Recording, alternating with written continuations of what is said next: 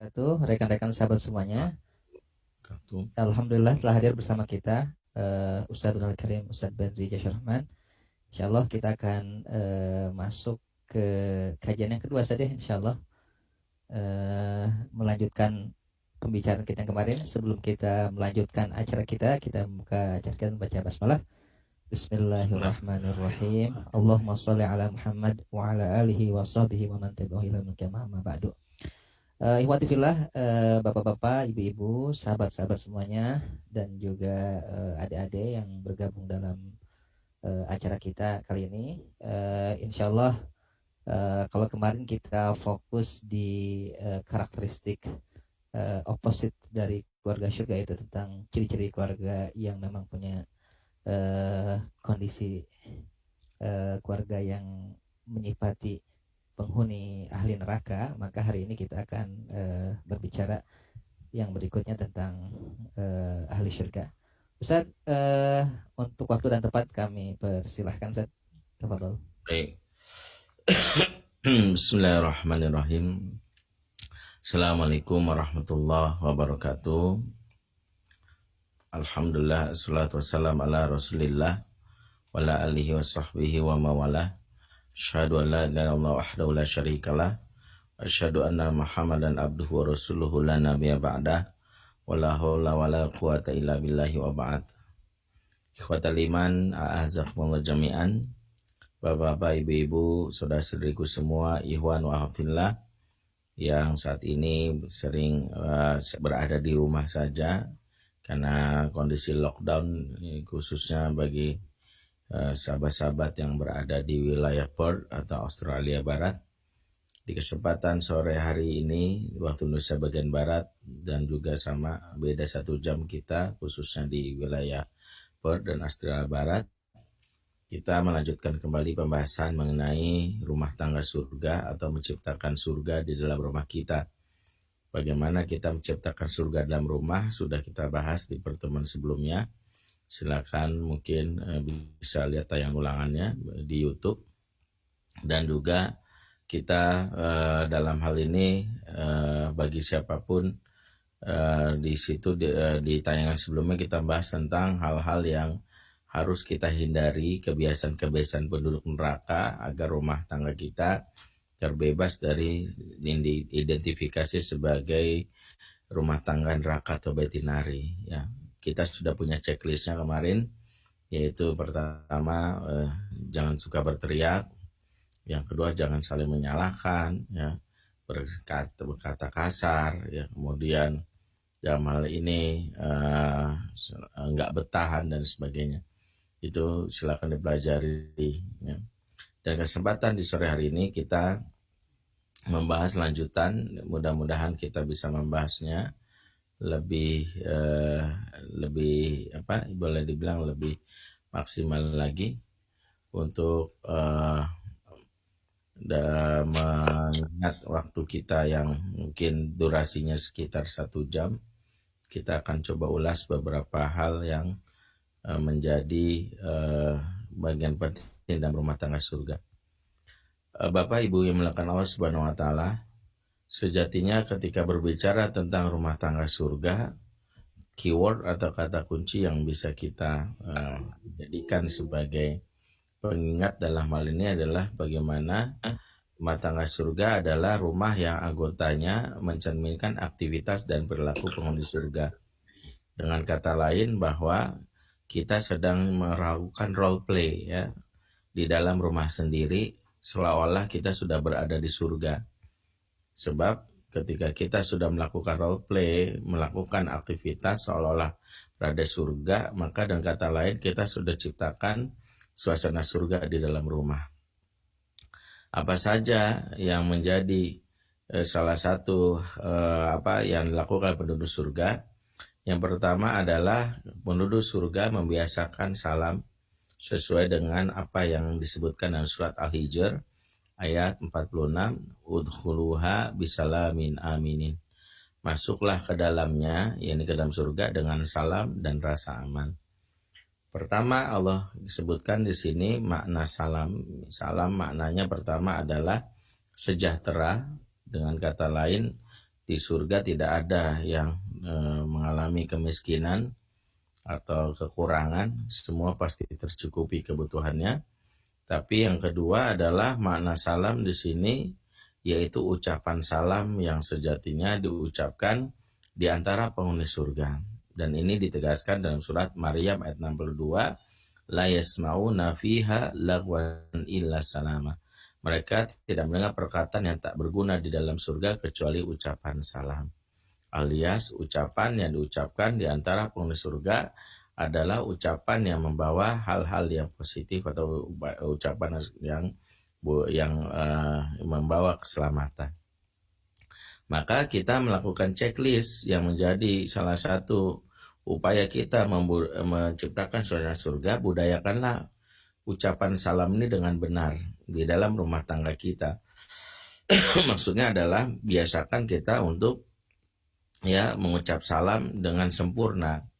Ya, jangan ada lagi di antara kita yang ngucapin salam dengan bahasa buru-buru ya. Kadang-kadang ngucapinnya Assalamualaikum, Kumsalam ya, Lamlekum. Ini tidak dalam hal ini mengurangi makna dari salam itu sendiri. Sebab sejatinya ucapan salam yang diajarkan oleh Rasulullah SAW memiliki makna yang tentu berefek kepada kondisi kehidupan kita. Makanya di dalam salam ini sejatinya ada doa. Nggak kebayang kalau doa ini sejatinya diucapkan dengan kalimat atau lafaz yang salah. Bahkan ada yang mungkin saking buru-burunya mengucapkan salam malah merugikan anggota keluarga yang lain. Misalnya dengan kalimat Assalamualaikum. Assalamualaikum terdengarnya sepertinya Assalamualaikum. Tapi Assalamualaikum artinya kecelakaan bagi kamu, ya, karena kata asap artinya racun. Dan ini diucapkan pernah oleh seorang pemuka Yahudi kepada baginda Nabi Shallallahu Alaihi Wasallam. Dan Rasulullah saat itu mendengar langsung dari orang ini, tapi Rasulullah membiarkan dan mengatakan wa alaik, dan bagimu. Jadi cukup mengatakan itu. Tapi Aisyah ketika mendengarnya marah, malah mengatakan yang lebih lagi waalaikum laknatullah, bagimu laknat Allah. Tapi Rasul mencegahnya, mengatakan apa yang diucapkan cukup balas saja, jangan kita tambah-tambahkan. Tapi ini memberi isyarat betapa ada kalimat yang kadang kita tidak sadari diucapkan tapi maknanya justru berbeda. Ya, hati-hati kalau kita ngomong ke keluarga karena buru-buru Assalamualaikum, ujung-ujungnya kecelakaan karena kita mengucapkan kalimat yang buruk. Karena itu yang harus kita pahami, ada doa di sini di dalam ucapan salam. Dan selama ucapan salam ini jarang kita ucapkan sebagai sebuah budaya di dalam keluarga, maka efeknya adalah kita tidak mendapatkan yang namanya ketenangan. Karena assalam itu sendiri sejatinya adalah menghimpun segala hal yang kita inginkan di dunia ini. Kesejahteraan, kebahagiaan, ya, dan hal-hal yang terkait dengan yang boleh dibilang keselamatan, kesenangan, semua terhimpun dari kata assalam. Ketika kita mengucapkan ini, sejatinya kita memohon kepada Allah untuk rumah di dalam kehidupan rumah tangga itu tercipta yang namanya ketenangan, kebahagiaan. Makanya beberapa kali saya menjadi konselor keluarga, beberapa kali menangani konflik, saya mencoba melakukan survei kecil-kecilan. Misalnya sejauh mana di antara suami istri ini ngucapin salam dengan benar gitu. Ya, ternyata hasil survei saya mengatakan biasanya keluarga yang rentan konflik itu keluarga yang ngucapin salam tuh jarang, bahkan boleh jadi nggak pernah, masuk nyelonong aja.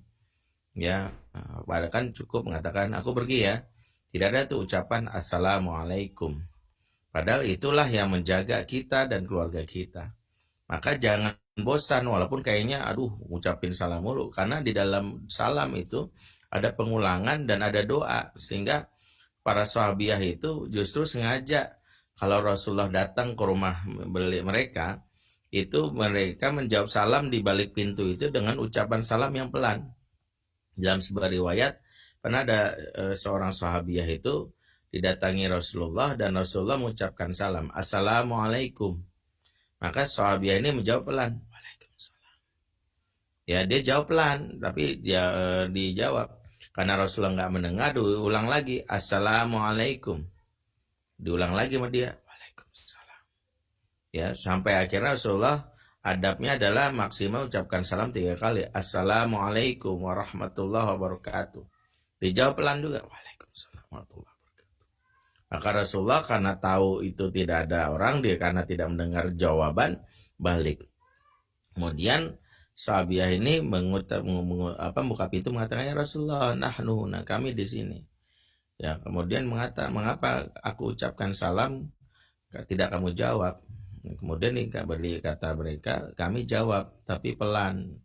Kenapa pelan? Sengaja Rasul biar engkau tidak mendengarnya dan engkau ulang. Salam itu kan doa, semakin diulang semakin baik. Jadi kalau para sahabat dan sahabiah itu mulai semangat gitu. Ucapin salam, kalau kita itu udah aduh apaan sih salam mulu, padahal itu sesuatu yang sejatinya kita di dalam rumah harus kita ucapkan. Ya harus kita ucapkan. Jadi jangan sepelekan, sehingga coba cek deh rumah tangga yang rentan ribut, gampang terjadi pertengkaran, bisa jadi karena menyepelekan ucapan salam ini.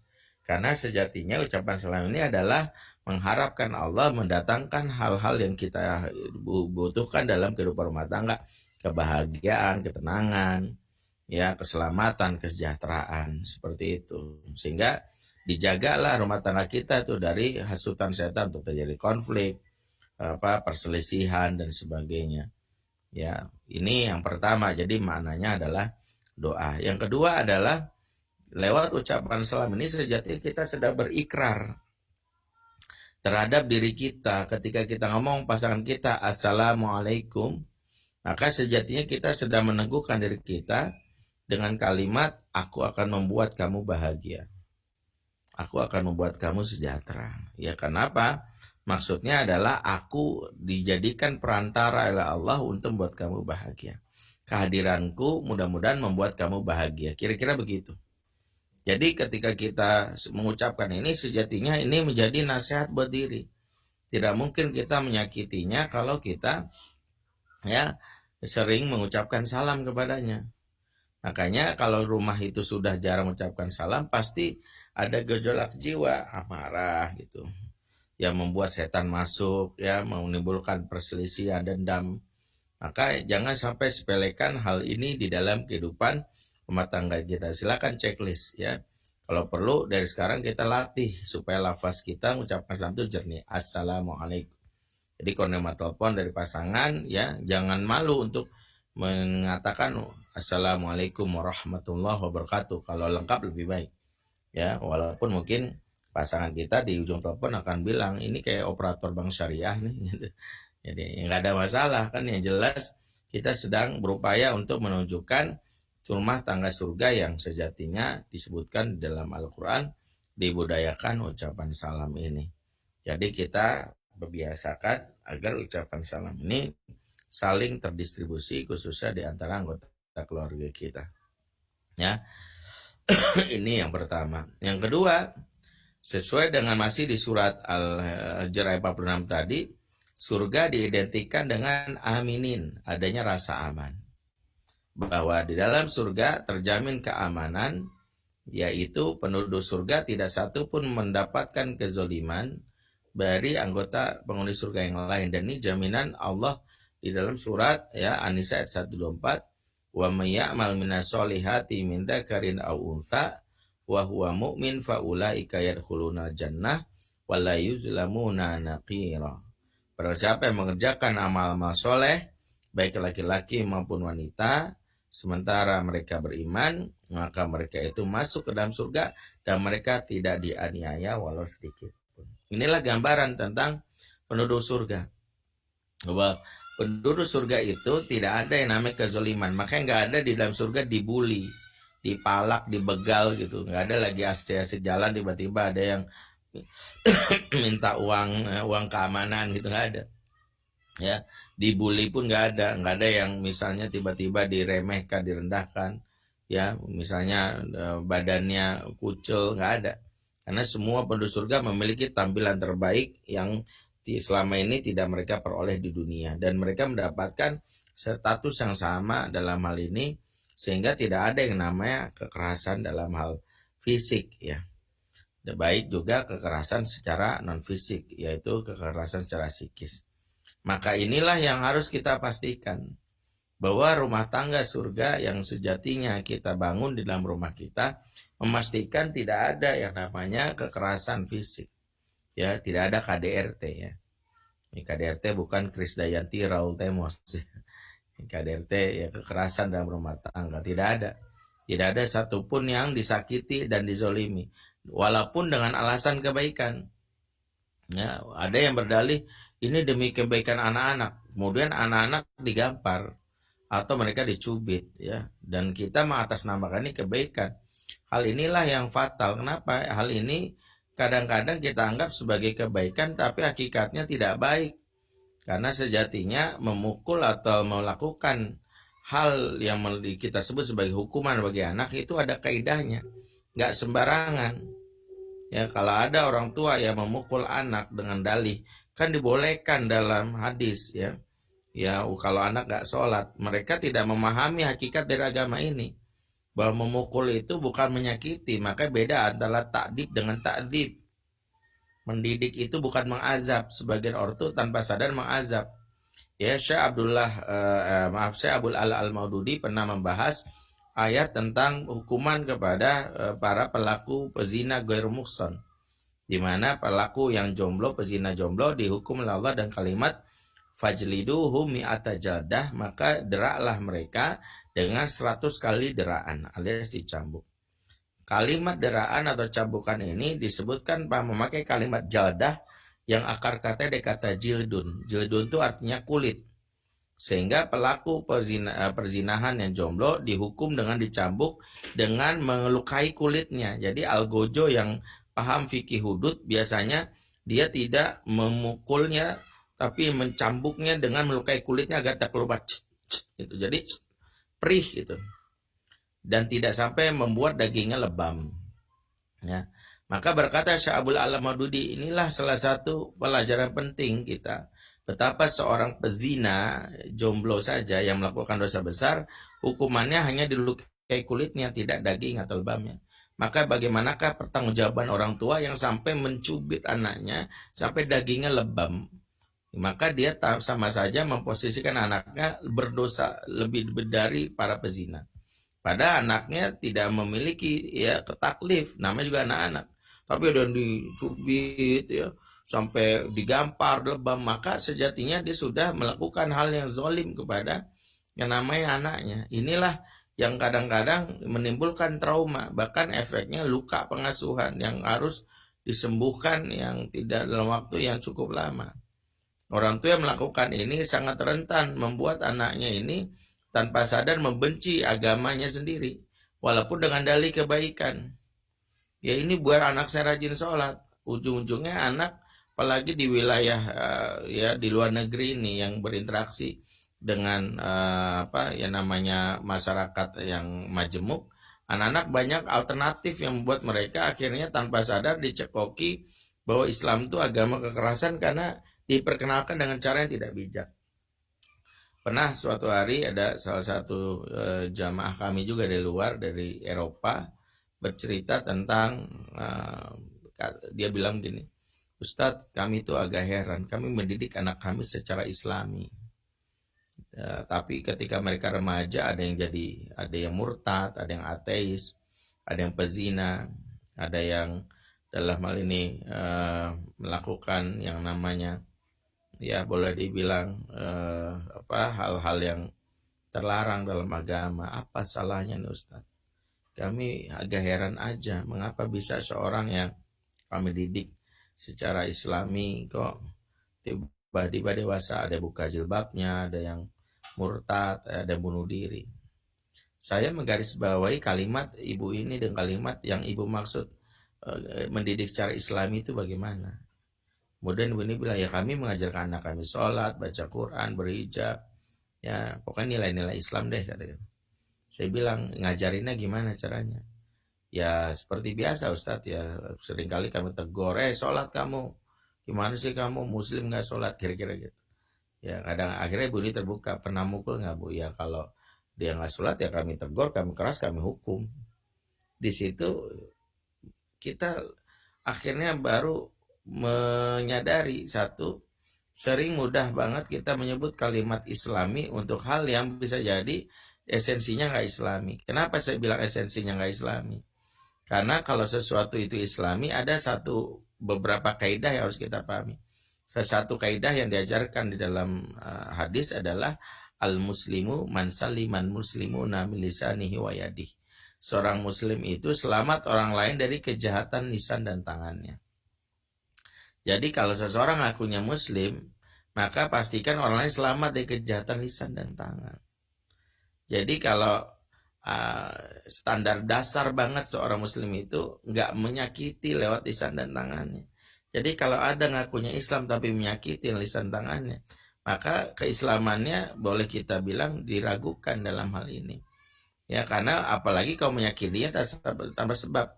Kalau menyakiti dalam hal untuk memerangi ya hal-hal kemungkaran kezaliman mungkin bisa dibenarkan.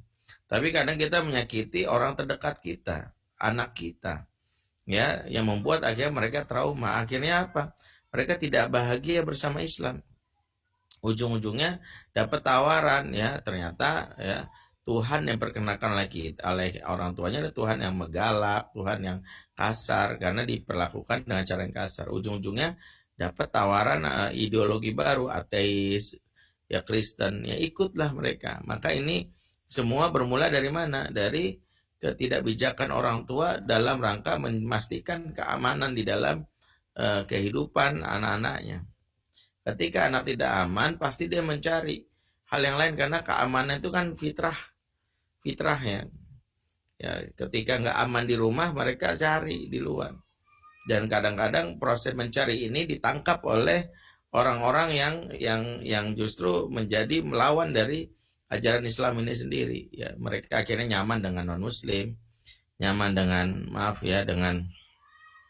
dengan yang berbeda keyakinan. Pernah suatu hari juga di sebuah kota di Eropa juga bercerita, Ustadz, kami diceritanya sungguh miris. Diceritakan salah satu ayah yang berasal dari Middle East, ya, Timur Tengah, yang sudah lama besar di Eropa, ya, itu mendidik anaknya dengan cara yang keras gitu ya, sampai suatu hari sang ayah meminta anaknya untuk memakai jilbab dan anaknya mengikuti. Ayahnya di sini membiarkan anaknya bergaul di public school. Suatu hari ya sang ayah mendapatkan laporan dari orang lain kalau anaknya ini buka jilbab untuk foto session, nah, dan foto itu dikirimkan ke ayahnya dan ayah murka sekali, dan ayahnya pulang ingin melakukan ya namanya interogasi ke anak. Itu anaknya pulang diinterogasi, anaknya nggak mau ngaku. Singkatnya anaknya dalam hal ini digebugin, bukan digebugin, dibentak ya sampai ke digampar. Akhirnya anak ini ngaku dan anak ini menimbulkan trauma. Akhirnya dia kabur dari rumah. Ketika dia kabur itu dia tidak punya tempat berlindung kecuali temannya yang satu sekolah, dan karena di Eropa terbiasa bergaul dengan tidak peduli sejenis dan lawan jenis, dia bergaul sama teman lawan jenis.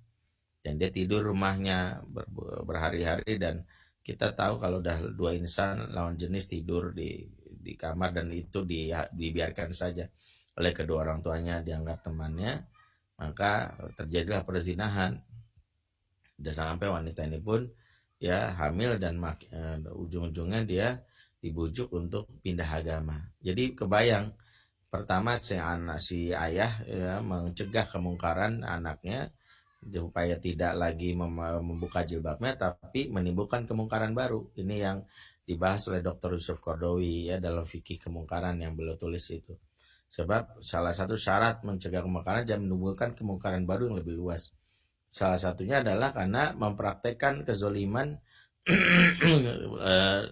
untuk memerangi kezoliman. Ini yang tidak dibenarkan di dalam Islam. Makanya kalaulah ada kezoliman di dalam rumah, termasuk adalah hal-hal yang buruk, ya pelanggaran syariat, maka kita harus memberikan hak kepada anggota keluarga dengan cara yang lembut, ya, tidak membiarkan tentu saja tegas, tapi tidak mengurangi yang namanya esensi dari kebaikan dan kelembutan. Karena bedakan antara keras sama tegas ya. Kalau keras itu identik dengan kekasaran, melanggar fitrah, jiwa menolak. Tapi kok tegas itu berbalut dengan kelembutan. Tegas itu kalau kita lihat sejatinya esensinya seperti sakinah. Jadi kalau kita dengar kalimat sakinah itu kan berakar kata dari kata sikin ya. Selain kata sakan ada kata sikin. Sikin itu dijelaskan di dalam surat Yusuf ayat 31 di mana Allah menceritakan kisah wanita-wanita yang berada di Mesir yang menjadi teman dari Zulaikha, yaitu sempat menggosipkan Zulaikha di bawah pengaruh buruk ya, sehingga bisa naksir sama seorang pembantu ya. Jadi mereka menggunjing ya. Ini emak-emak geng sosialita di zaman dulu gitu. Ngobrolin gitu, gimana. Gak nyangka ya si Zulaikha pembantu sendiri ditaksir kira-kira gitu. Nah Zulaikha marah dan akhirnya merencanakan buat party untuk memberikan pelajaran ya. Jadi mereka disuruh datang ya. Zulaikha mengatakan ya kira-kira adalah lu nggak pernah ngeliat berondong gue sih gitu, lihat dulu gitu ya. Zulaikha ini menunjukkan siapa itu Yusuf. Nah saat wanita-wanita ini datang sebelum melihat Yusuf, Allah berfirman dalam surat Yusuf 31 dan kalimat fa'atat kulla wahidatin minhunna sikinan, maka didatangkan kepada masing-masing mereka sebuah sikin. Sikin di sini maknanya adalah pisau. Dan ini menarik, Abu Hurairah membahas hal ini dengan kalimat dulu sebelum ayat ini turun kami bingung apa makna sikin, karena orang Arab sebelum ayat ini turun menyebut pisau bukan dengan kalimat sikin tapi mudyah. Jadi dulu orang Arab menyebut pisau itu mudyah. Mengapa ini disebut sikin? Nah ini menjadi pertanyaan. Maka dibahas oleh Ibnu Abbas, kenapa pisau disebut di ayat ini dengan sikin? Karena kelak pisau ini akan memotong jari jemari wa qata'na aydiyahunna, jari jemari wanita-wanita tersebut tanpa rasa sakit. Dengan kata lain, kenapa alat potong disebut sikin? Karena dia alat potong yang tidak menimbulkan luka gitu. Ya, alat potong tidak menimbulkan luka itu namanya sikin. Nah, inilah esensi dari sakinah dalam rumah. Bahwa kita wajib memotong yang namanya kezoliman, kemaksiatan dalam rumah. Tapi tidak boleh menimbulkan luka. Karena ketika luka ini terjadi, keamanan tidak didapat, mereka mencari jalan keluar. Akhirnya mereka betah di luar. Inilah yang kita khawatirkan dari rumah tangga yang terjadinya ketidakamanan. Ya, karena itu kita boleh menegur pasangan kita. Ya, misalnya kalau nggak sholat, ya kita ingatkan. Dan bahasanya adalah bahasa yang menyentuh hati. Jadi bukan bahasa gini, sholat. Apa sih ya, jangan bikin malu, ini aku ketua DKM masjid baru aja dilantik ya, jangan sampai orang tahu. Bukan begitu, sholat aku ketua majelis taklim, bukan. Ketika dia bilang misalnya aku malas maka kita bilang, Dek, aku nggak mau kehilangan kamu di surga, aku tuh pengen masuk surga bareng kamu. Masa di surga ada Dewi Sandra, Siren Sungkar Dini Aminarti, tapi nggak ada kamu kan gitu misalnya. Kita menyebutkan itu. Jadi dia akhirnya tersentuh bahwa suaminya ini ngajaknya kebaikan. Seorang ayah ngajak anaknya juga gitu, bukan sholat. Ayah nih ustadz, bukan gitu. Macam-macam nggak akan efektif. Yang ada malah makin sebel. Tapi diingatkan dengan cara yang lembut ya. Kalaupun mau menghukumnya, hukuman yang tegas yang sesuai dengan peringatan, diberi peringatan dulu. Maka ketika Allah misalnya memberikan ketegasan, ketika misalnya ada melanggar larangannya, disebutkan dalam Al-Quran ya. Allah membuat aturannya dulu, fala taqrabaha hadhihi sajarah, jangan kamu dekati pohon itu. Ini diingatkan Allah. Begitu ada mendekati maka langsung Allah tegur, fa'ala anhakum antilkum asyajarah wa qul lakum inna syaitana lakum aduwwun mubin. Bukankah aku sudah katakan wahai Adam, jangan dekati pohon itu dan setan itu musuh bagi kamu. Diingatkan oleh Allah. Jadi ketika itulah baru Adam tersadar ya. Jadi bukan langsung ujuk-ujuk keluar kamu gitu ya, bikin malu, tidak. Jadi kita harus bedakan bagaimana cara tegas di dalam rumah. Sehingga hal yang harus kita antisipasi, jangan membiarkan kezoliman masuk ke dalam rumah. Termasuk mencegah terjadinya kezoliman terhadap pasangan dari pihak luar. Kemarin sudah kita bahas misalnya ketika mertua dalam ini ibu kandung kita marahin, wajib kita bela istri dengan pembelaan yang baik. Ya, jangan sampai istri pukulin terus kita merasa senang aja atau diomelin ya. Karena itu di bawah tanggung jawab kita. Tugas seorang suami sebagai al-qawam adalah melindungi istrinya. Kan di dalam surat tafsir Al-Manas disebutkan Aimi Syanim al-Mahud, disebutkan salah satu yang dijadikan tugas seorang qawam terhadap wanita adalah pertama adalah kata beliau al-himayah, yaitu sebagai pelindung. Jadi melindungi. Maka Rasulullah ketika istrinya dalam Aisyah melakukan kesalahan, yaitu ketika bicara dengan desibel suara meninggi, ya kemarin sudah kita bahas, tiba-tiba datanglah Abu Bakar. Abu Bakar ini adalah sahabat Rasulullah sekaligus ayah kandungnya dari Aisyah. Abu Bakar mendengar Aisyah ngomong tinggi kepada Rasul, marah. Dalam hal ini dia teringat surat Al-Hujurat ayat 2 ya. Kata beliau mengutip ayat tersebut, ya alladzina amanu la tarfa'u aswatakum fawqa sautin nabi.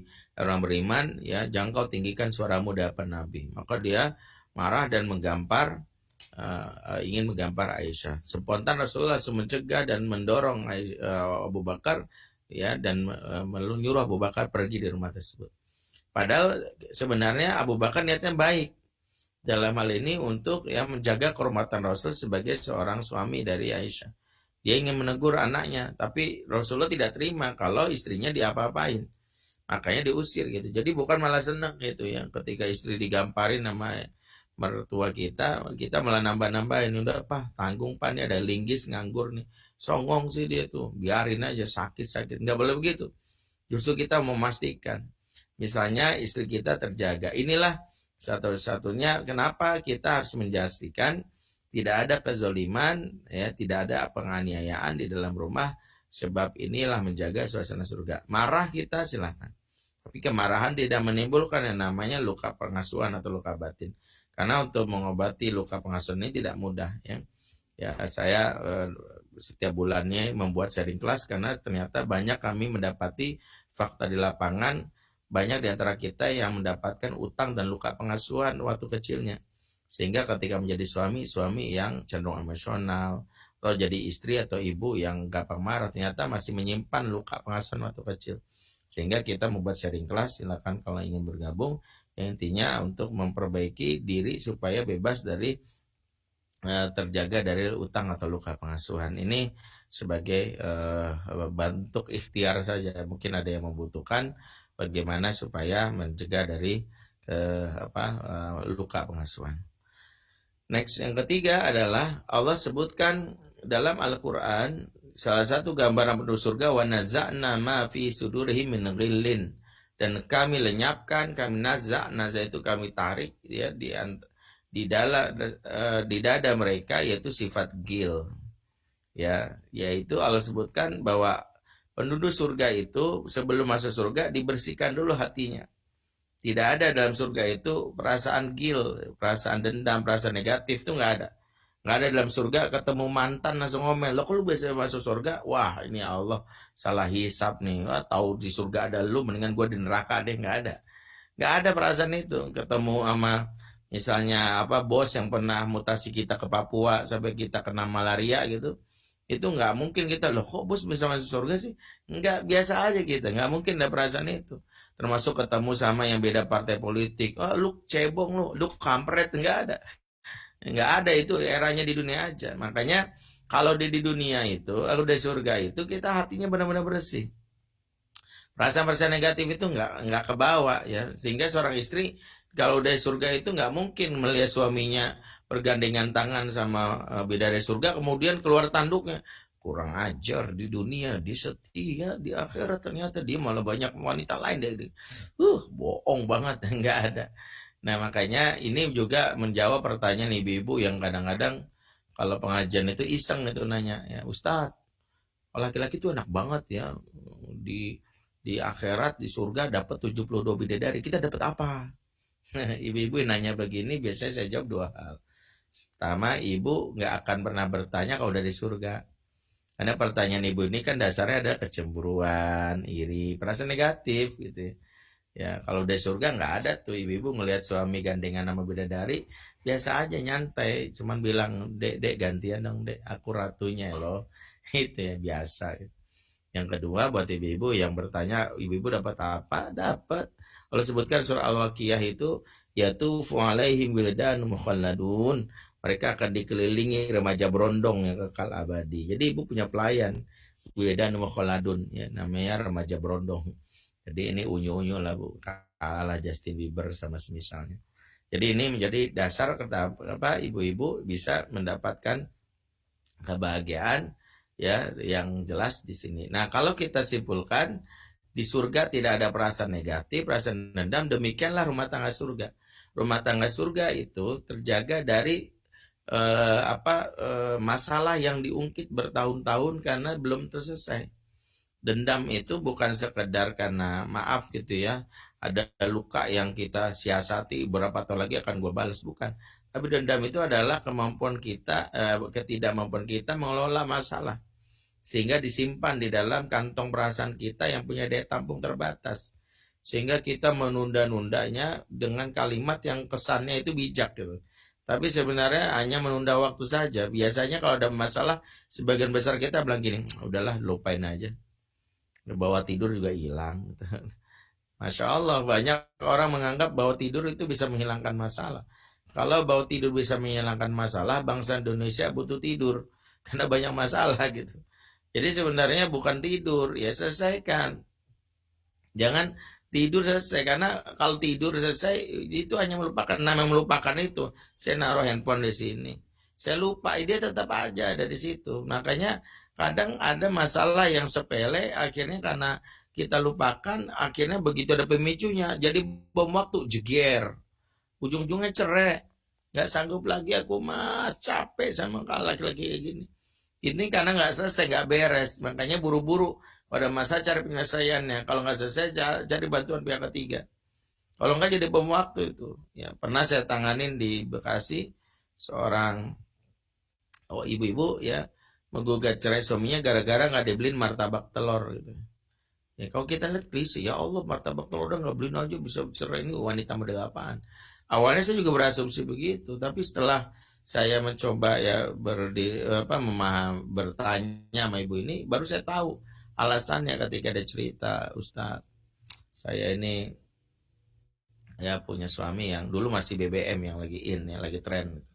Suami saya itu suatu hari BBM sama seorang yang saya nggak tahu, tapi saya duga ada sesuatu lah, tapi nggak bisa saya buktikan. Tapi ada yang aneh aja dari BBM-nya. Ya, dia kerja di pabrik ya. Jadi di Bekasi itu kalau naik motor 15 menit ke pabriknya. Dan waktu itu shift suaminya itu sore sampai malam, siang sampai malam, jam 9 malam. Nah, saya jam 9 nelfon dia, "Mas, pulang nggak?" "Oh, pulang kok, ini udah di parkiran." "Ya, oh, bagus lah. Buru-buru ya Mas?" "Iya, nggak usah khawatir, paling 15-20 menit lagi sampai." Ya, kemudian berapa menit lagi ditelepon, "Mas, di mana?" Sebentar lagi." Udah suaminya bilang, "Dek, kamu doyan martabak telur yang pinggir jalan itu nggak, yang dekat simpangan itu?" "Iya Mas," gitu. "Kalau kamu mau aku beliin ya." "Ya, kamu mau kan? Itu enak loh." "Iya deh," gitu. "Aku tunggu ya Mas, aku lapar." Ya udah lama ditunggu, kok nggak nyampe juga gitu. Jam 10 ditelepon, teleponnya masuk tapi nggak diangkat. Ya biasa gak biasanya nih, jam 10 terus sampai setengah 11 teleponnya mati, antara cemas dan kesel gitu ya. Sampai jam 11 setengah 12 ketiduran istrinya di teras gitu. Nah suami ternyata pulang jam setengah 12, dia punya kunci cadangan. Begitu dia pulang ya, dia ngeliat istrinya itu tidur di teras, ya bukan teras, maksudnya di ruang tamu. Dan si suami nggak memanggilnya, dia ngerasa tidur udah, malah dia masuk ke kamar ya, padahal istrinya itu pura-pura, maksudnya pura-pura pengen tahu ngapain sih kamu. Malah di kamar dia langsung ngorok karena capek banget. Si istri kesel di teras, langsung buru-buru ya keluar dari masuk ke kamar. Suaminya pakai pakai bantal tuh di ini bantalnya, dan kemudian istrinya bilang, "Martabak telurnya mana?" Kaget si suami dan spontan menjawab, "Oh udah habis tadi, tutup deh warungnya." Lagian udah jam segini mana ada yang buka, kamu ada aja. Disitulah istrinya marah luar biasa. Mas, ini kesekian kalinya kamu bohongin aku. Kamu tuh bener-bener deh banyak janji palsu ya. Gak pengen nyenengin aku, tapi mana buktinya? Kamu inget gak? Ya, 2 hari yang lalu janjiin apa sama aku? Mana buktinya? Nggak ada. Kamu inget gak seminggu yang lalu janjiin apa sama aku? Nggak ada, bohong banget. Kamu inget gak sebulan lalu ngomong apa? Kamu inget gak setahun yang lalu ngomong? Kamu inget gak awal nikah ngomongin apa? Jadi gitu. Jadi banyak laki-laki nggak sadar kalau wanita itu ahli sejarah gitu. Jadi dia ingat semuanya gitu, dia wanita itu kan ahli sejarah. Makanya karena itu dia bilang aku capek mas ke begini, udahlah aku cerai aja. Jadi ternyata bukan masalah boleh dibilang bukan masalah ininya, bukan masalah martabaknya. Gerobak di belakangnya ini yang kebawa oleh kita yang kadang-kadang kita tidak sadari inilah penghancur dalam kehidupan rumah tangga. Karena itulah kenapa pastikan bahwa kalau ada masalah jangan dipendam. Kalau enggak sering-sering mendem akhirnya keluar juga karena kantong perasaan yang tidak efektif. Harus kita bicarakan yang jelas setiap kita nggak ada pasangan yang sempurna. Jadi ketika seorang itu mengkritik kita, memberi masukan itu insya Allah bukan berarti menunjukkan bahwa kita ini sosok yang gagal. Tidak, kita sedang berusaha mencari titik temu antara hubungan suami istri. Ya, itu yang ketiga. Ini baru yang slide yang ke tiga ya. Ada berapa? 13 slide ya. 17 ya. 17 slide ini baru 4 ya. Udah capek juga saya. Sekenanya aja lah sampai setengah 6 waktu Indonesia. Ya. Setengah 6 waktu Indonesia benar ya. Setengah 7 waktu Perth. Ya. Yang keempat, penduduk surga itu disebutkan dalam surah Al-Jin 47, ikhwanan ala sururim muttaqabilin. Mereka merasa bersaudara, duduk berhadap-hadapan di atas balai-balai atau dipan-dipan. Jadi salah satu kebiasaan penduduk surga itu adalah duduk berhadap-hadapan. Ya, di atas dipan-dipan dan merasa akrab gitu. Dan ini disebutkan juga di surah As-Saffat 50. Faqbala ba'dhum ala ba'di yatasa'alun. Sebagian mereka menghadap kepada sebagian lain saling bercakap-cakap, ngobrol. Maka kebiasaan ngobrol ini kebiasaan penduduk surga. Jadi kalau dalam rumah udah nggak ngobrol, masing-masing sibuk dengan gadget, ya ini yang saya bagi yang ngecek IG saya itu banyak yang nge-share termasuk FB ya, serumah tapi tak sejiwa. Diindikasikan banyak orang yang serumah tapi sibuk dengan yang lainnya, entah dengan gawainya atau dengan hal yang lainnya. Salah satu indikator orang yang serumah tapi tak sejiwa itu nggak ngobrol.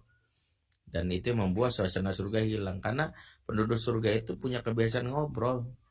Mereka saling bercerita pengalaman waktu di dunia. Kok gimana ceritanya bisa masuk surga gitu. Oh dulu saya nggak sengaja karena selendang kiai mati gitu misalnya. Kalau situ gimana? Iya nih saya dituduh teroris pada saya mau mengaji gitu. Misalnya gitu ya. Jadi di sini digambarkan gambaran penduduk surga itu ngobrol. Nah, ketika ngobrol ini tidak terjadi dalam rumah, makanya ini manfaatin banget.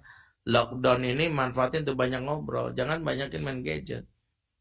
Ya bukan berarti nggak boleh, boleh. Saya juga punya jadwal. Saya kadang-kadang gadget juga izin sama anak-anak ya untuk karena saya harus menjawab banyak hal. Selain juga update informasi, saya juga jawab beberapa yang konsul yang masuk ya secara online lewat WA gitu. Tapi yang kita harus pahami adalah ternyata ciri penduduk surga itu biasakan ngobrol. Dan ngobrol ini terutama dibutuhkan bagi pihak istri ya sebagai wanita yang bagian pentingnya adalah bicara. Dan bicara bagi wanita itu hak batin. Jadi nafkah batin yang harus dipenuhi oleh suami kepada istri itu ngobrol. Karena wanita itu ya ditandanya masih sehat kalau dia masih banyak bicara ya. Karena wanita butuh setiap hari 20.000 kata per hari. Ya, makanya kalau mau aman nikahin penyiar radio atau MC. Ya, lain kali kalau bisa MC-nya jangan Pak Ramdan gitu. Karena Pak Ramdan nggak butuh ngobrol kan, itu butuh tuh ibu-ibu. Jadi MC-nya ibu-ibu gitu. Karena ibu-ibu yang butuh ngobrol gitu, ibu-ibu pengen ngobrol gitu ya, karena bisa jadi di suami kadang-kadang kita ngobrol dia tidur gitu ya. Pengen rasanya keluar nih 20.000 kata itu harus keluar per hari kalau mau sehat. Kalau mau sehat, makanya ibu-ibu ini fasilitasi supaya sehat. Karena ingat, tidak sejatinya tidak ada wanita pendiam. Yang ada adalah wanita yang terluka hatinya. Makanya kalau ada wanita diam tuh terluka gitu ya. Jadi waspadalah kalau wanita udah ngomongnya patah-patah gitu. Ya, kamu udah makan belum? Udah. Makan apa? Ayam. Ayam apa? Goreng. Udah tuh. Beli di mana? KFC nanya mulu sih. Nah, itu tadi. Tandanya udah sakit itu, udah menahan beban. Kalau wanita ditanya satu jawabannya 1000 itu sehat luar biasa. Udah makan belum deh? Udah. Tadi aku beli ayam goreng tengah jalan ketemu Bu Tejo. Bu Tejo cerita apa, katanya Pak Lurah nikah lagi pas sama itu Pak, yang perempuan janda itu, yang agen asuransi syariah, yang katanya kalau kita bayar 1 juta sebulan di 5 tahun kita bisa dapat 50 juta. Masya Allah. Ya, itu tanda sehat. Padahal dari ayam goreng ujung-ujungnya ke ya asuransi syariah. Nah, itu sehat gitu. Jadi kalau wanita dapat kebutuhan ini, Masya Allah dia menjadi wanita yang sehat. Makanya pastikan istri kita itu ya ngobrol sama kita. Karena kalau ini nggak ditahan, wanita ngobrol tuh kalau ditahan keluarnya ke yang lain. Salah satu sering curhat di Facebook. Jadi makanya biasakan kuraslah energinya dengan bicara. Kalau nggak bicara bahaya. Salah satu indikator bahwa rumah tangga itu sudah bermasalah ketika hal-hal yang terkait dengan kebutuhan ngobrol ini tidak terpenuhi ya, salah satunya yang membuat luka batin ya. Ya, dan ini bisa beberapa indikasi ya. Saya pernah sampaikan kan di Ikro juga, salah satu yang pernah saya tangani ya. Salah satunya rumus sederhana memahami sejatinya bagaimana rumah tangga itu bermasalah, yaitu dari cara kita memandang orang anggota keluarga yang lain. Ya, saya menyimpulkannya dalam beberapa kalimat, yaitu jika tidur sudah berbalas punggung, mata tak berani menatap mesra, tanda ada hati yang terluka. Nah, ini lihat ya, kalau tidur balas punggung artinya tidak saling berhadap-hadapan ya. Kalau kecuali kalau saling memunggungi itu beda dengan kita beradu punggung, apa punggungnya kita peluk, itu beda ya. Kalau ngobrol nggak berani memandang itu something, itu sesuatu. Makanya pastikan setelah ini saling berhadap-hadapan, memandang wajah.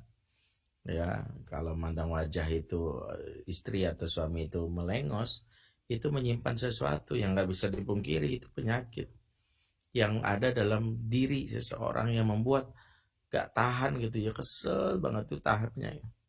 Orang tuh kalau ada unek-unek di hati, mata ini nggak bisa bohong, mata ini kan jendela jiwa. Hati sudah terinjak-injak menyebabkan mata nggak berani terbuka. Makanya kalau orang udah terinjak hati nggak berani terbuka matanya. Dan itu alamiah, boleh saja. Rasulullah pernah disapa oleh Wahsy ya, sahabat yang dahulu masa jahiliyahnya bahkan pernah membunuh paman Rasulullah bernama Hamzah. Dan ketika Hamzah sudah wafat ya bersama Hindun, Wahsy mendapat hidayah masuk Islam. Suatu hari Wahsy menyapa Rasulullah, "Assalamualaikum ya Rasulullah." Rasulullah menjawab salamnya, "Waalaikumsalam," tapi nggak memandang wajahnya gitu. Kenapa Rasulullah lakukan ini? Karena secara manusiawi kita ini nggak memandang orang nyebelin. Makanya ketika sumbatan emosi terhalangi karena nggak ada fasilitas ngobrol, masing-masing cuek dengan hobi-hobinya, dengan main gadget, ya menyimpan perasaan tidak nyaman, ujung-ujungnya yaitu tadi kita akhirnya ya menyimpan ini, dan ini yang kadang-kadang nggak disadari oleh suami istri. Pernah suatu hari kami ya, dan saya ngisi kajian di sebuah majelis di Jakarta ya, dan saya punya ruangan khusus waktu itu untuk istirahat karena kajiannya malam. Tiba-tiba ada seorang bapak ya usia 65 tapi masih gagah gitu. Dia bilang, "Pak Ustadz, boleh saya ngobrol nggak?" Saya bilang, "Oh, boleh, silakan." Ya. Itu saya cuma mau nanya satu hal doang, Pak Ustaz. Nggak akan ganggu waktu istirahat Ustaz. Nanya satu doang aja. Oh ya boleh deh. Apa Pak? Apa hukumnya istri tidak melayani kebutuhan seksual suami? Ya saya jawab karena dia juga udah malam. Ya saya jawab singkatnya, haram Pak, dosa. Nah itulah Ustaz. Jadi sebenarnya suami istri saya ini, ya saya bilang tadi katanya satu doang. Iya, maksudnya dari sini saya ngomong lain. Ya udah saya suruh masuk ke dalam, kenapa ya istri saya nih Pak Ustadz nggak tahu kenapa ya udah 6 bulan ini nggak melayani saya, padahal saya masih butuh, tapi setiap saya ajak capek lah, nggak bisa lah, nggak mau ngomong gitu, atau kadang-kadang ada alasan lain, saya juga bingung kenapa nih Pak Ustadz ya, ya apa sih penyebabnya gitu ya. Ya dia bilang udah sebab ini ya, dia selalu menghindar kalau ditanya ya, dan dia ngerasa baik-baik aja gitu. Terus saya tanya, istri ikut kajian juga? Ikut, kayaknya tadi nyimak juga. Ya udah saya bilang panggil deh ke dalam. Dipanggil istrinya, mah panggil ustaz sebentar. Maka saat itu si ibu sama bapak ini duduk di depan meja saya. Singkatnya saya bilang, boleh nggak saya minta bapak dan ibu kursinya diputer? Maksudnya duduknya berhadapan-hadapan. Coba deh semenit aja saling memandang. Tiba-tiba si suaminya sih mau praktekin, mantep ya, sekaligus nafsu gitu. Kalau istrinya langsung, apaan sih Ustaz, males buat apa Ustaz ya, saya nggak mau kayak game-game gini lah, ya udah tua masih dikerjain. Bukan Bu, bukan game ini, cuman mau ngecek aja gitu. Kemudian dia bilang, enggak saya nggak mau. Saya bilang, kenapa sih mah, cuman mandang aja dong. Apaan sih, nggak mau 30 detik deh. Saya bilang, nggak mau apa Ustaz, saya nggak mau Suaminya heran, akhirnya saya bilang gini, ya udah deh, Bapak keluar sebentar ya Pak, saya ngomong sama istri Bapak. Keluar Bapak ini. Kemudian karena saya sudah pengalaman dalam hal ini, saya nanya singkat gini doang, sudah berapa tahun Ibu nanggung kecewa sama suami? Ibu ini masih bersikukuh, bilang nggak ada Ustadz, demi Allah nggak ada. Ya, dia bersumpah lagi. Ini mungkin karena saya masih mau menepos kali Ustadz. Jadi kadang-kadang emosi nggak teratur. Saya karena malam itu capek dan ibu ini bersumpah demi Allah, udah menutup, mengunci sesi konsultasi hati itu, ya sudah. Saya akhirnya gebrak meja sedikit ya di depannya, brok, ya sudah. Silakan ibu keluar, dan jika memang terjadi masalah antara ibu dengan suami, demi Allah tidak akan pernah saya bantu. Silakan. Kayak ibu ini diam sampai dia pun nangis, nggak bisa. Matanya berkaca-kaca. Ujungnya dia bilang, Ustaz lihat sendiri deh. Ternyata dia melihatkan BBM-nya. Ya waktu itu masih aktif BBM ya, belum WA.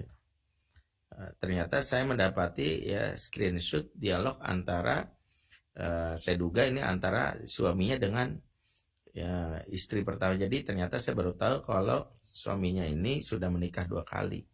Yang ini istri kedua, bedanya 15 tahun.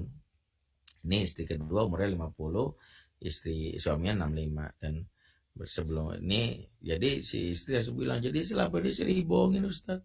Dia ini selalu alasannya pekerjaan, nengok istri pertamanya ke Bandung. Katanya udah cerai, pasti saya yakin rujuk lagi. Demi anak, bohong gitu. Jadi ibu ini nangis terus-terusan. Jadi selama ini dia bingung, kenapa ibu nggak cerita? Saya males ribut Ustaz, saya tahu banget dia pasti akan berkilah berdalih gitu. Saya udah temuin ini Ustaz. Jadi memang banyak hal yang kadang-kadang disembunyikan, yang tidak sadar dilakukan oleh kita. Nah ini salah satunya mengapa ya kita harus menjaga diri supaya dalam hal ini ya ngobrol ya. Makanya apalagi ke online ini ya, kalau kayak sekarang nih ya, saya sih pengen tuh kajian itu kalau bisa masing-masing ada yang nampakin wajah gitu. Saya ini kayak nggak ngobrol, saya kayak ngomong mau tembok. Nggak ada wajahnya, nggak ada yang kelihatan gitu.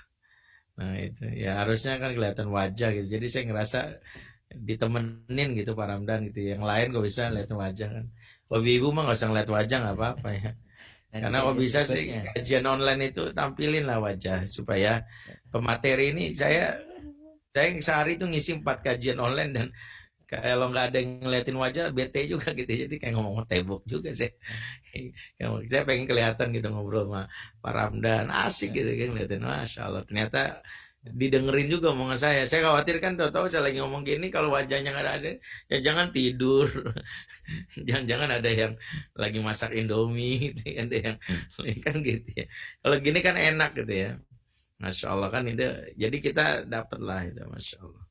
Tapi ya ini udah pukul 17.30 waktu Indonesia. Baru 4 slide ya, sisanya baca aja deh. Nanti baca aja Pak Ramdan. Nanti kalau baca kan enak tuh, penjelasannya gampang lah. Nih kalau dari ya tadi yang nomor 5 tadi nggak ada ya, tadi apa tadi? Mana tadi? Sebelumnya mana? Ya sebelumnya mana? Oh ya, salah satu kebiasaan Nabi nih. Oh ya, salah satu kebiasaan Nabi nih yang menunjukkan betapa perhatiannya Nabi ini masih yang slide keempat ya. Bitu indah khalati Maimunah fatahadas Rasulullah SAW ma'a ahli sa'atan summa rukhoda. Ini kebiasaan Rasul nih.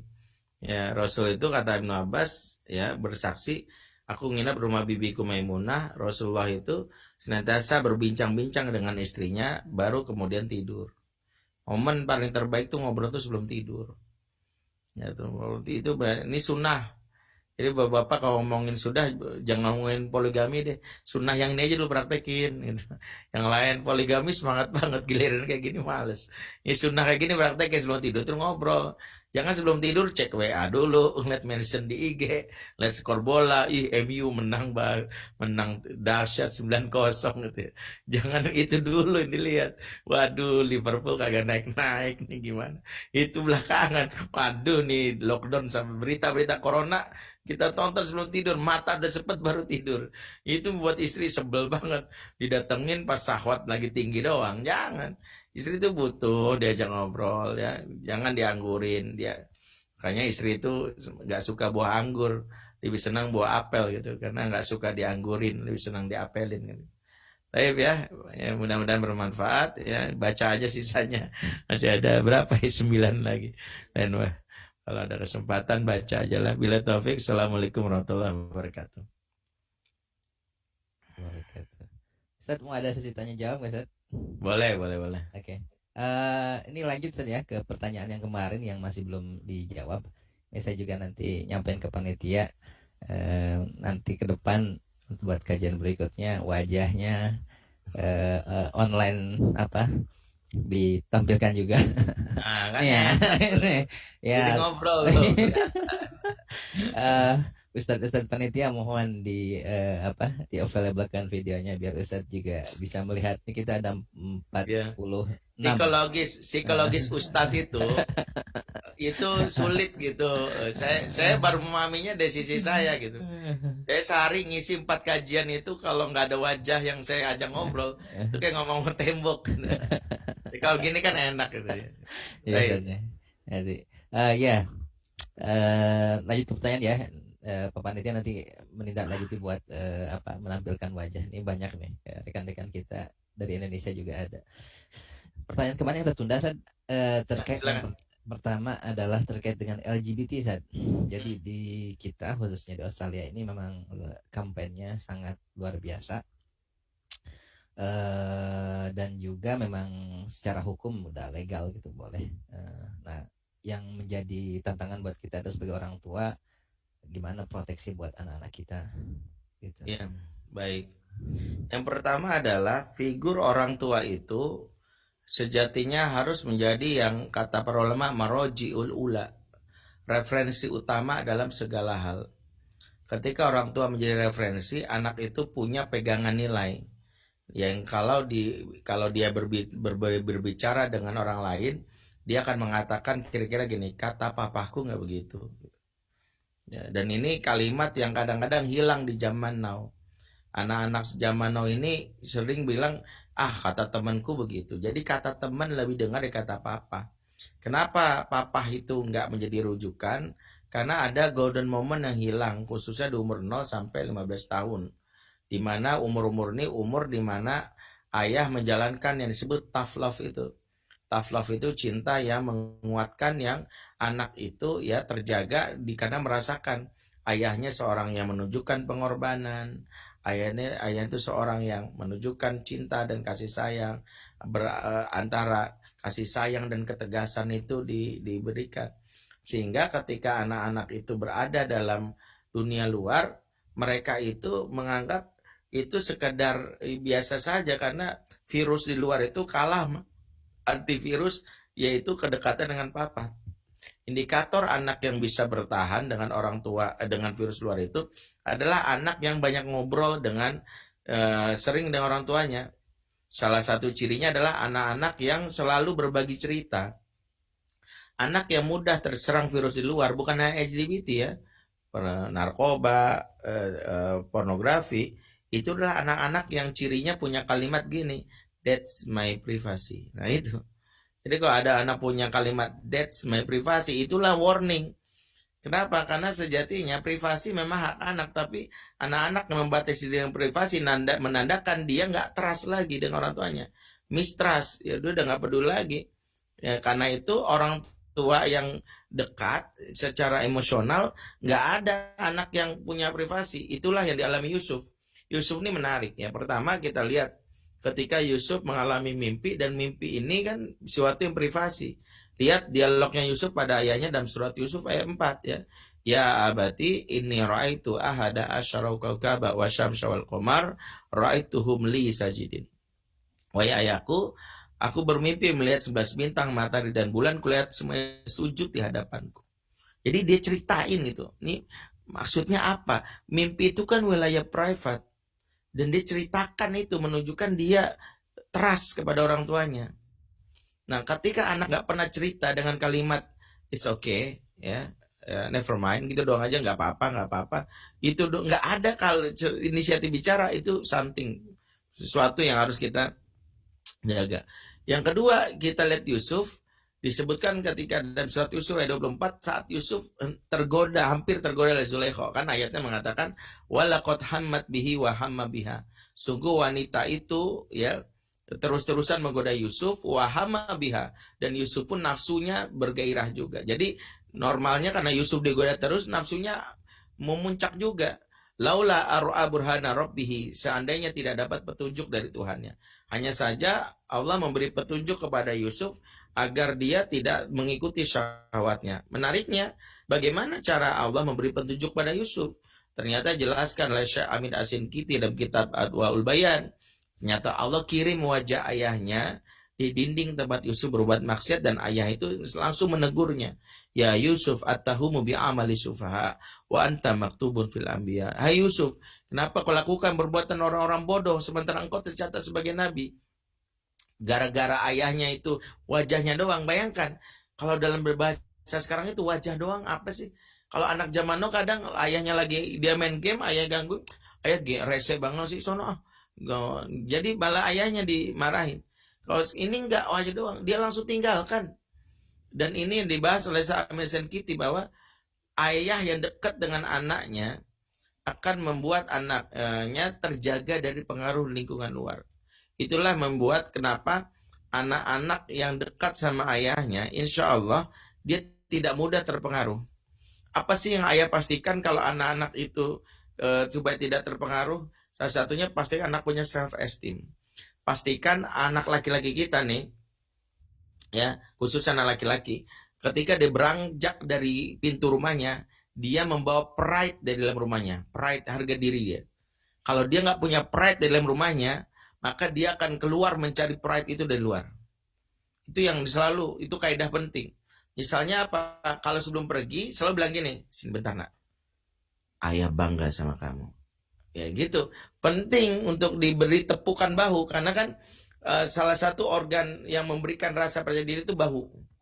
Bapak yang gak pernah nepuk bahu anak laki-lakinya, kelak anak ini akan mencari orang dewasa lain akan menepuk bahunya meskipun kepala preman, meskipun itu adalah predator seksual. Karena predator seksual itu belajar penting, belajar banget cara menjerat anak-anak muda.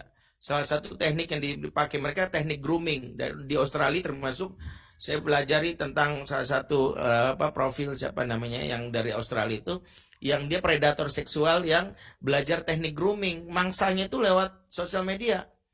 Ya, teknik grooming itu kan salah satunya memenuhi. Kalau wanita kebutuhan akan love, ya kebutuhan akan cinta. Kalau laki-laki kebutuhan akan pride.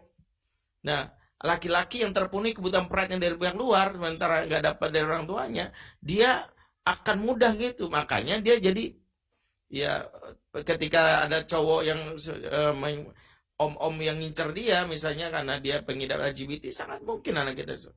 Makanya proteksi pertama itu adalah pride yang diberikan. Jangan sampai anak keluar pintu rumah, dia nggak bawa pride di dalam rumah. Dia harus bawa pride-nya. Salah satunya selalu, I'm proud of, pokoknya saya bangga sama kamu. Dan pokoknya gitu, ditepuk baunya. Diberikan, ya. Pastikan dia keluar dengan, ya gitu. Sehingga ketika di luar, orang lain ngomong apa, bodoh amat. Ya, itu aja yang harus dan itu dari ayahnya. Kalau anak perempuan, pastikan dia membawa cinta.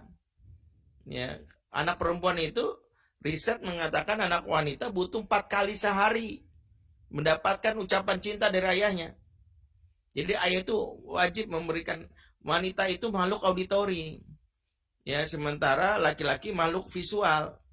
Makanya kalau laki-laki butuh isyarat, dilihat. Tapi kalau wanita butuh rayuan. Makanya kenapa laki-laki tertarik dengan tampilan wanita, laki-laki itu sangat tertarik dengan tampilan visual, kalau wanita dengan pendengaran. Makanya sering tuh kita mengatakan, ayah sayang, bilang kamu you are my princess, macam-macam lah. 4 kali sehari itu, ya, 4 kali sehari, ya. Tapi jangan dicicil, ntar sebelum tidur I love you, I love you, I love you, I love you. 4 ya nak. Nanti kalau perlu ya bapak ada yang ngakalin 4 kali seminggu, 4 kali 7, 28. Ntar pekan depan lagi gitu. Nggak begitu ya, memang harus kita berikan ya.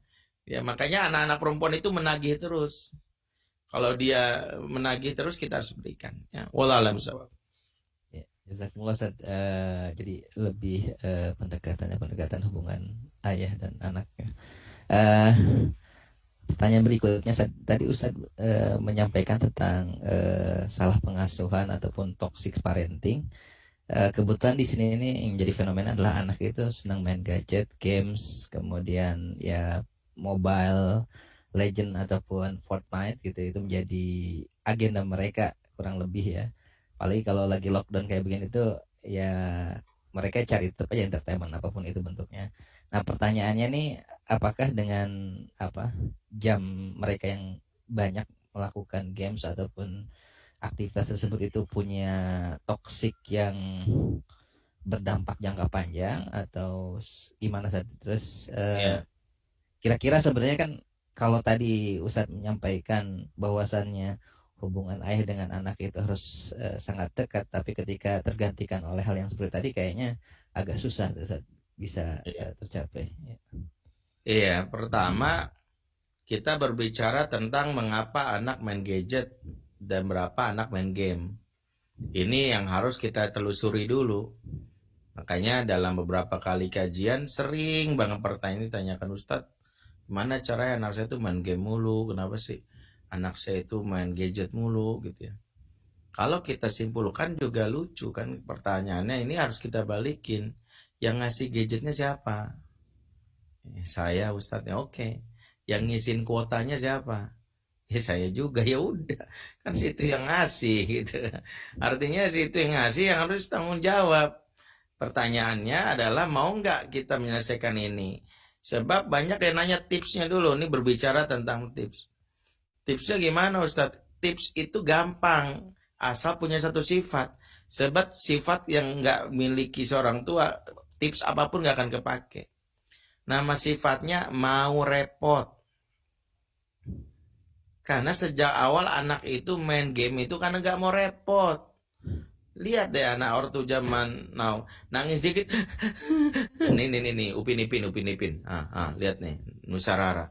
Baru nangis langsung gini. Di kita nggak nangkep pesan, nangis itu dia butuh respon human interaction. Dia butuh dipeluk, bukan butuh ini. Kita kasih ini, ya salah siapa? Kita nggak mau repot. Ortu zaman dulu mengapa nggak ngerti ilmu parenting, tapi naluriah laki-lakinya muncul. Ayah zaman dulu kok nangis anaknya, tang ting tung ting tang ting tung tang ting, kan gitu. Masih nangis nggak? Masih. Kita ayahnya bingung zaman dulu. Anaknya masih nangis masih. Kan bingung ayah zaman dulu ngapain lagi ya jalan gitu. Sampai anaknya baterai nangisnya diem. Ujungnya ketika anak yang di SM itu kan dia nangis. Nah ini momen yang mahal. Kalau boleh dihitung nggak boleh dibayar dengan triliunan dolar pun nggak. Ketika anak nangis ini, kan, tahu nggak momen ini momen yang nggak ada di zaman now. Ortu zaman dulu ngalamin ini walaupun nggak ngerti ilmu parenting. Ini momen yang disebut bonding, di mana anak merasakan jika kelak aku menangis ada ayah yang akan menghiburku. Jika kelak aku sedih ada ayah teman. Kalau sekarang enggak. Jika kelak aku sedih lagi bete ada Upin Ipin teman aku. Jika kelak aku stres, aku sedih, ada Hatta Halilintar, Justin Bieber, YouTube, semua dicari. Maka kata kuncinya apa? Kata kuncinya siap repot nggak? Itu dulu. Karena nanti kalau dikasih tipsnya percuma juga. Ya repot juga Ustadz. Tips Ustadz merepotkan kita nih, ya sudah. Kalau gitu nggak usah dikasih tips. Karena tips itu pasti merepotkan. Nggak ada tips instan gampang. Belajar sama Romi Rafael tuh, Al-Hipnotis Indonesia. Tatap mata saya. Dan hitungan ketiga kamu tidak akan suka lagi ya main gadget. 1, 2, 3. Yes. Belajar sama Uya Puya. Selesai. Ya, kan kita nggak pengen gitu. Nggak ada pengasuhan berbasis dengan cara membuat anak hilang kesadaran. Caranya repot, makanya mengasuh itu repot karena balasannya surga. Kalau ngasuh anak muda hadiahnya voucher pulsa. Makanya surga kita dapetin dengan cara itu. Nah sekarang pertanyaan gimana? 1, siap repot dulu ya. Karena ya di buku Fatherman, nah ini buku nih ya. Sayangnya buku ini stoknya udah habis. Ya waktu itu dikirim ke Perth itu 15 ya. Siapa ya waktu itu ya? Pak Rudi itu sama istrinya Bu Ani itu saya titip. Waktu itu siapa? Waktu itu saya nitip ya. Waktu itu saya minta dibawa ke Perth ya bagi-bagi. Nah, fotokopi aja. Karena bukunya nggak ada di toko buku. Bukunya saya cetak sendiri 15.000 dan ada di website www.fatherman.id. Cuman saya ngelihat tadi di gudang tinggal 100-an kalau nggak salah. Jadi udah mau habis dan belum cetak ulang. Tapi saya perkenankan boleh difotokopi. Jadi Pak Ramdan habis ini nanya deh, punya buku Fatherman siapa? Tolong dong saya fotokopi. Itu dari keluarga Bu Ani rahmatullah tuh sama Pak Rudi tuh yang dari keluarga Takwa ya. Ya, Bang Rudi, Mbak Anik ya. Nanti kita Itu minta kontak-kontak. bukunya fotokopi bagi-bagiin nggak apa-apa, nggak usah tapi jangan dijual gitu supaya baca. Nah pertama gini, salah satu kata kunci yang membuat anak mau nggak main gadget, maka di zaman now nggak cukup jadi ayah yang baik. Ingat kata kuncinya, nggak cukup jadi ayah yang baik. Jadilah ayah yang baik dan asyik. Karena kalau baik doang, kalah sama gadget.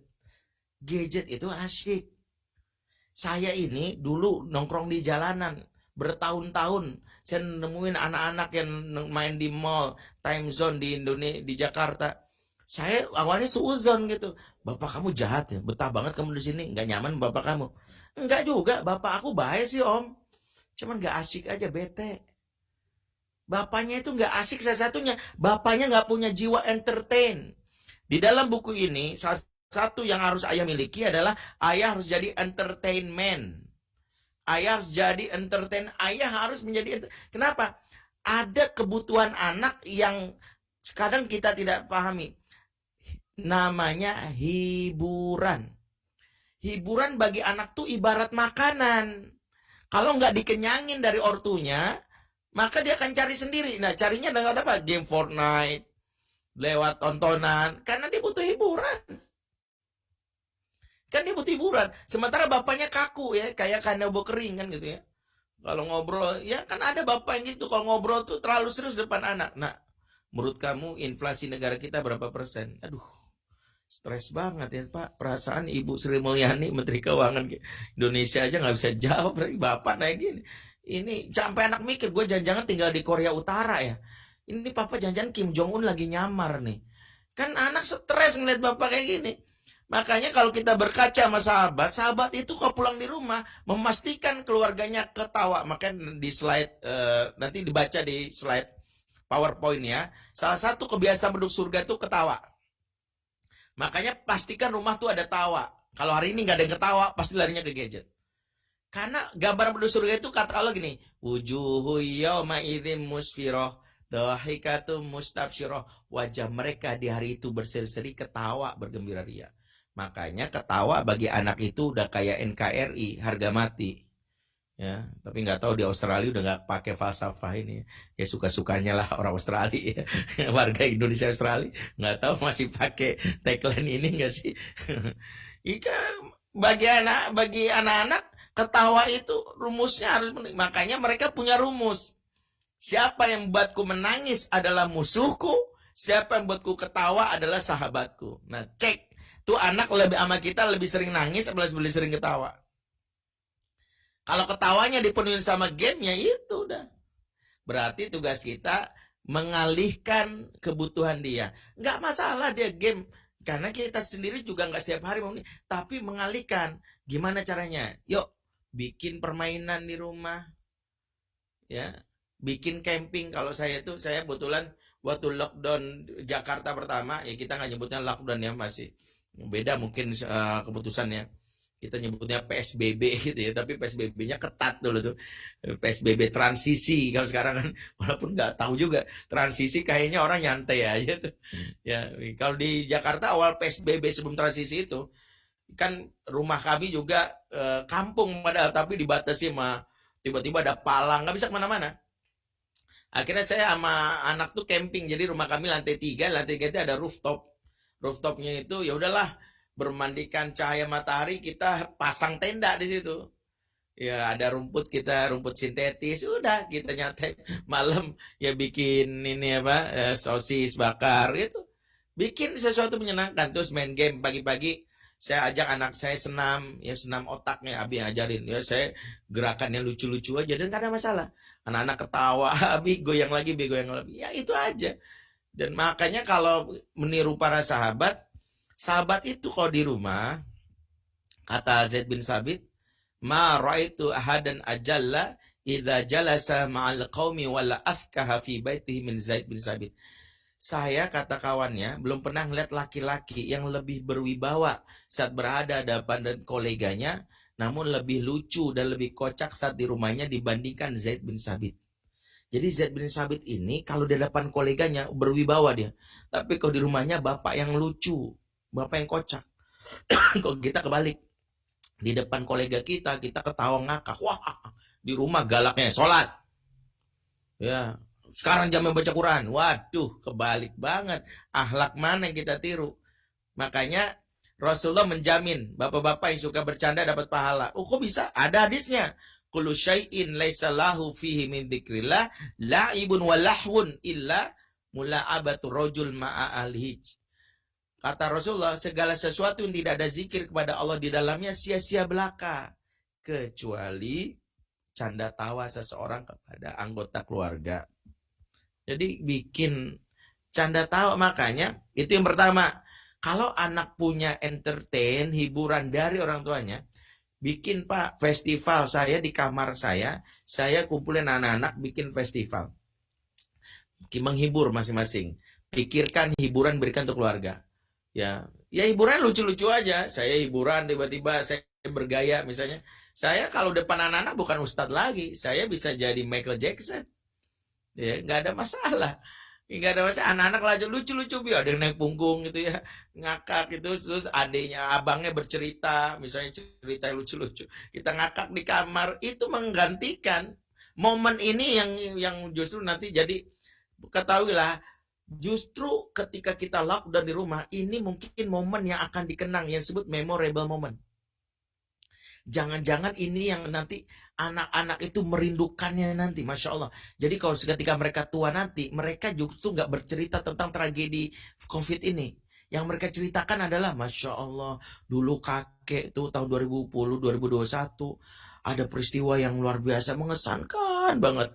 Kita di rumah seharian selama sepekan. Aduh, barulah kakek merasakan betapa ayah itu luar biasa. Sebelum pandemi, kalau ditanya ayahmu mana, jawabnya gelap ya, karena ayah hadir pas gelap-gelap doang ya, sebelum matahari terbit dan setelah matahari terbenam. Kan begitu. Jadi kalau sekarang alhamdulillah ayah ternyata nggak gelap-gelap juga wajahnya. Ya walaupun itu karena mati lampu ya. Tapi ayah kalau kulitnya terang gitu. Kemudian dengan mama ada kreasi masak. Istri saya justru masa lockdown jago masak sekarang. Anak perempuannya selalu ada kreasi, walaupun ya ujung-ujungnya masak samyang juga gitu ya. Ya, nggak ada masalah. Tapi ya bikin bikin senang juga. Ada yang kita pelajari. Masya Allah senang lah kita justru. Makanya ini jadi momen yang anak-anak tuh bersyukur malah. Jangan sampai momen ini jadi momen traumatik momen. Sampai ada anak berdoa, ya Allah, lepaskanlah wabah corona ya Allah. Bukan takut corona ya Allah, takut sama mama papa ya Allah. Kalau corona mah bikin batuk, pilek. Kalau mama papa bikin stres, pusing, sakit kepala, muntah, mual-mual gitu. Karena anak-anak yang kan ini mama papa kenapa sih di rumah ngomel-ngomel. Nah ini manfaatkan momen. Jadi kata kuncinya ambil kesempatan ini untuk apa? Menghibur. Jadi bapak nggak usah jaim. Kalau menurut saya ya biasa aja. Ya itu utama. Jadi pastikan hibur. Yang kedua, anak yang nggak banyak main game itu karena nggak punya daily activity, rundown harian. Daily rundownnya nggak ada. Padahal Quran mengatakan ya alladzina amanu taqullaha wa tanzur nafsum ma qaddamat lighad. Orang-orang beriman bertakwa kepada Allah dan dalam setiap diri memperhatikan apa yang kalian lakukan esok. Kalau anak itu nggak bisa menjawab, nak besok agendamu apa? Saya membiasakan di rumah itu saya pasang papan, jebret.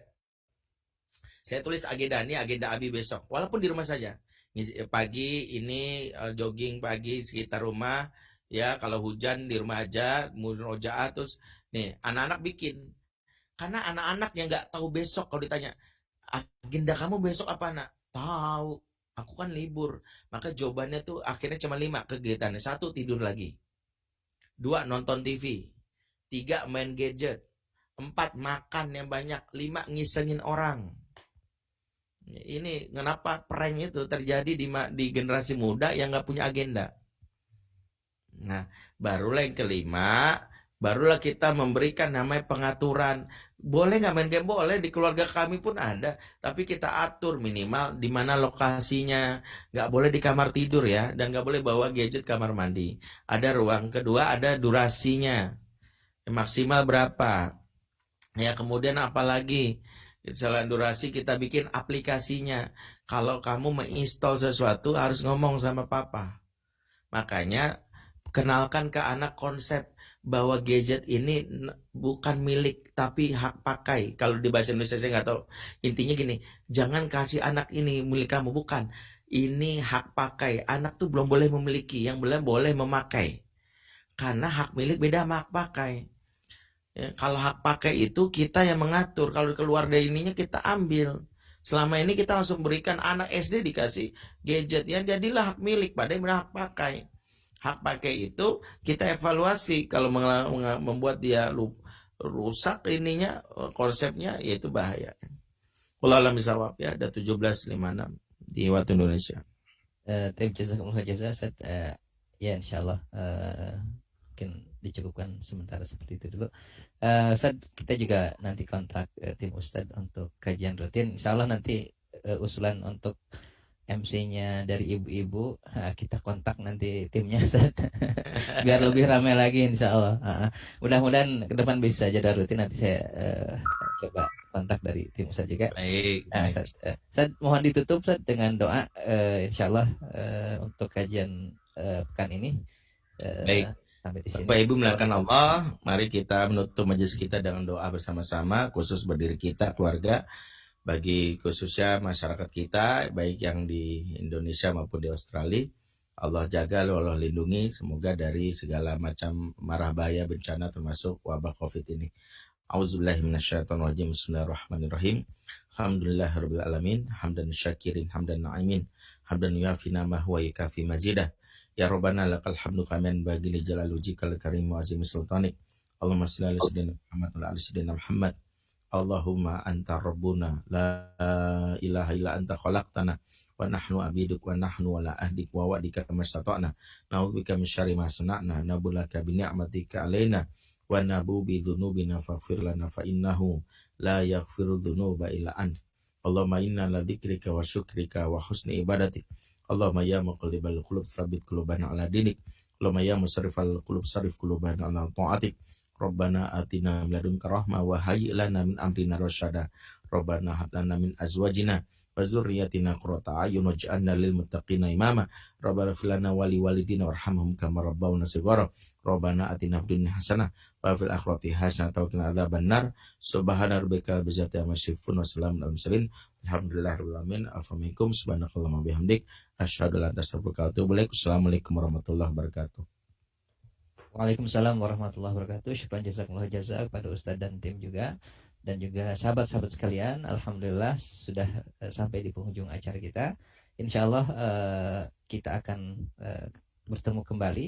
Mudah-mudahan nanti kalau udah ada slot lagi jadwal dengan Ustadz, kita akan lanjutkan dengan ya salah satunya masukan dengan MC dari tim ibu-ibu. Insyaallah kita akan full absen. Ustadz, terima kasih. Mohon pamit semuanya. Kita tutup membaca hamdalah. Alhamdulillah, amin. Wassalamualaikum warahmatullahi wabarakatuh. Waalaikumsalam. Allah baik. Barakallahu khair. Fi. Baik.